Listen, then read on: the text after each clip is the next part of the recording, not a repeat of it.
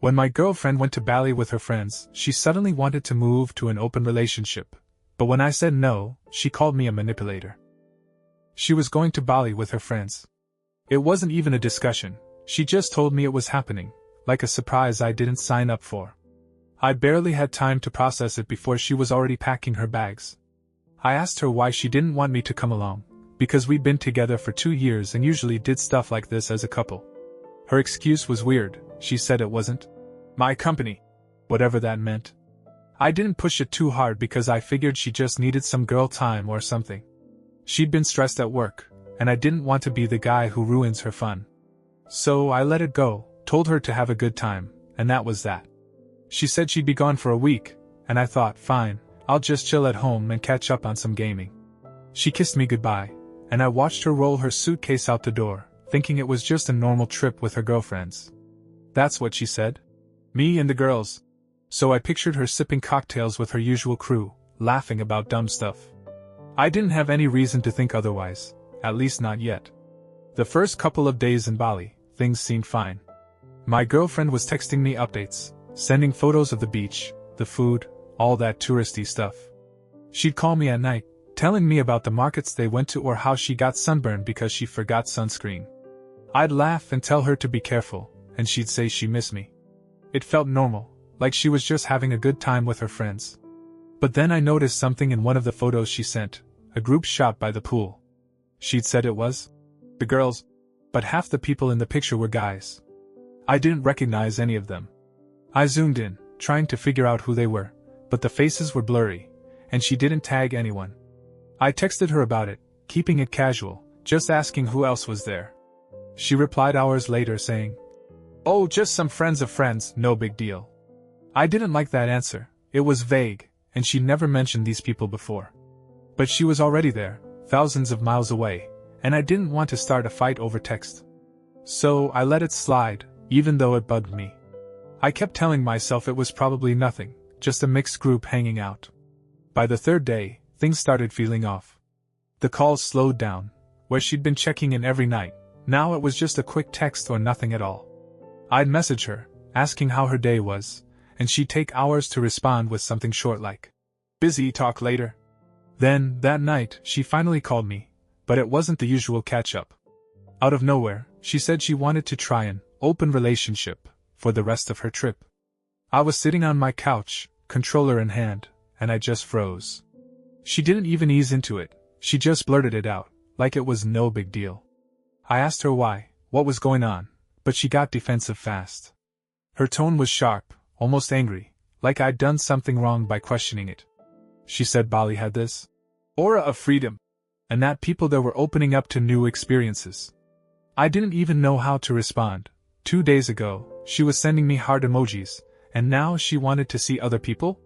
It didn't add up. I told her I needed to think about it, but inside, I was freaking out. This wasn't the girl I knew, and I couldn't figure out what had changed so fast. After that call, I couldn't sleep. I kept replaying her words in my head, open relationship, aura of freedom, all that nonsense. I didn't get it. We'd been solid for 2 years, no major fights, no signs she was unhappy. I stayed up half the night staring at my phone, waiting for her to text or call again, maybe to say it was a joke, or she'd been drunk or something. But nothing came. The next morning, I couldn't take it anymore, I called her. She picked up after a few rings, sounding annoyed, like I was interrupting her. I asked her straight up why she'd flipped a switch like this, what was really going on in Bali. That's when she unloaded on me. She said I was being controlling, that I didn't trust her, and that her friends, those guys in the photos, I guess, were showing her how people could enrich their inner world by being free. Then she hit me with it, she called me a manipulator. She said I was trying to trap her in a box, that I didn't want her to grow as a person. I was stunned. I'd never been called that before, not by her, not by anyone. I just sat there, phone to my ear, listening to her rant about how I was the problem. I tried to explain that I wasn't cool with an open relationship, that I thought we were exclusive, but she twisted it. She said no, proved I was selfish, that I didn't care about her happiness. It was like she'd rehearsed this speech with someone else. I hung up after that, hands shaking, because I didn't know what else to say. She turned it all around on me, and I started wondering if I'd missed something huge this whole time. Had she been planning this? Was Bally just an excuse? I didn't have answers, but I knew I wasn't imagining the shift. She wasn't the same person anymore. After that call, I took a day to think it over. I wasn't going to just roll over and agree to something I didn't want, open relationship or not, that wasn't me. So I texted her back and kept it simple. I said no, I wasn't okay with it, and I wanted us to stay exclusive. I hit send and waited. Her reply came fast, and it was cold. She said fine, she wouldn't push it, but I could tell she was pissed.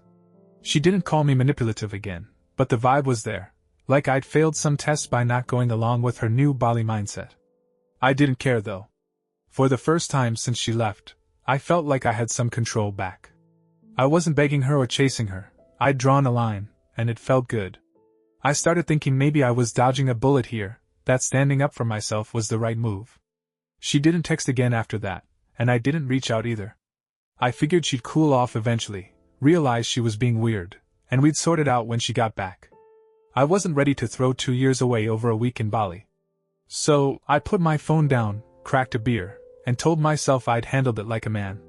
That confidence lasted about a day, until I started talking to my buddies. The next day, I couldn't keep it to myself anymore. I had to tell someone.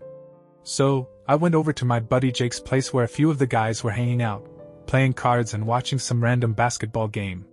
I didn't plan to spill everything, but after a couple drinks, it all came out. I told them about the Bali trip, how she'd sprung it on me, the photos with the guys, the open relationship thing, and how she'd called me a manipulator when I pushed back. I laid it all out, expecting them to back me up, maybe say she was just caught up in the vacation vibe and would snap out of it. But they didn't. Jake put his beer down, looked at me, and said it straight, she was cheating. No hesitation, no sugarcoating. The other guys nodded, and one of them, Mike, laughed and called me a clown for not seeing it sooner. They started breaking it down like it was obvious. The surprise trip, the vague excuses, the sudden freedom, talk, the way she flipped on me when I asked questions. Jake said she probably had some dude lined up before she even left, that the friends of friends were just cover. Mike added that no girl pulls the open relationship card out of nowhere unless she's already testing the waters with someone else. I sat there, cards in my hand, feeling my stomach drop. I didn't want to believe it. I kept saying she wouldn't do that, not after 2 years, not when we'd been good. But they weren't buying it. They said I was blind, that Bali was her chance to cut loose, and I was just the idiot waiting at home. They didn't even try to soften it. They roasted me for an hour, calling me naive, saying I should have dumped her the second she suggested it. By the end of the night, I was half convinced they were right, but I still held on to this shred of hope. I told them I'd wait until she got back, see what she said face to face. They just shook their heads and told me I was setting myself up to look even dumber. After that night with the guys, I went home and tried to push their words out of my head. They'd gotten under my skin, but I wasn't ready to write her off completely. I decided to wait until she got back from Bali, 4 more days, and see what happened when she was standing in front of me. I stopped texting her though. No point in chasing her while she was still out there, probably ignoring me anyway. The silence was brutal. My phone stayed quiet, no calls, no photos, nothing. I kept busy, hitting the gym, working extra shifts, anything to keep my mind off it. But every night, I'd check her socials, looking for clues. She wasn't posting much, just a couple stories of the beach or some food, no people in them. It didn't prove anything either way, but it didn't stop me from overthinking. The guys' voices kept echoing in my head, cheating, clown, naive. I started wondering if I was just delaying the inevitable, if I was too stubborn to admit what was right in front of me. Still, I stuck to my plan. I'd wait, hear her out, and go from there. Part of me hoped she'd walk through the door, apologize, and say Bali had just messed with her head. The other part was bracing for the worst. The day she got back from Bali finally came. I'd been counting down, half dreading it, half hoping we could fix things. She texted me when her plane landed, saying she'd be home in an hour. I cleaned up the apartment, made it look decent, like I wasn't a total wreck while she was gone. When she walked in, I could tell something was off right away. She didn't hug me, didn't smile, just dropped her suitcase by the door and said she was tired. I asked how the trip was, keeping it light, but she barely answered. She said it was fun, then went to unpack. I followed her into the bedroom, trying to get her to talk, asking about the open relationship thing, if she still meant it. That's when she turned on me. She said she wasn't happy, that Bally showed her what she really wanted, and it wasn't us. I asked if there was someone else, point blank, but she dodged it, just said she needed space. Then she hit me with it again. I was a manipulator, holding her back, keeping her from living her life. I stood there, watching her shove clothes into a bag, and it clicked, she wasn't just ending it, she'd already checked out. She said she was leaving, that she couldn't stay with someone like me. An hour later she was gone, out the door with half her stuff, no real explanation, just that same accusation ringing in my ears. After she left, I sat on the couch for hours, staring at the wall. It didn't feel real at first, 2 years gone, just like that. But the more I thought about it, the clearer it got. The guys were right, she'd been cheating. Bali wasn't some spontaneous girl's trip. It was her chance to test drive a new life, and I was the baggage she ditched. The open relationship pitch, the manipulator label, it was all just her way of justifying it, flipping the blame so she didn't have to feel bad. I started piecing it together, the guys in the photos, the sudden attitude shift, the way she wouldn't look me in the eye when she got back. She'd been with someone else out there, probably the whole time, and I'd been too dumb, or too trusting, to see it. I felt like an idiot, but also kind of relieved. She was gone, and I didn't have to keep guessing anymore. The next day, I blocked her number, deleted her pics, and told the guys they'd called it. They didn't rub it in too bad, just bought me a beer and said I'd dodged a bullet. I'm still pissed, still hurt, but I know I'm better off.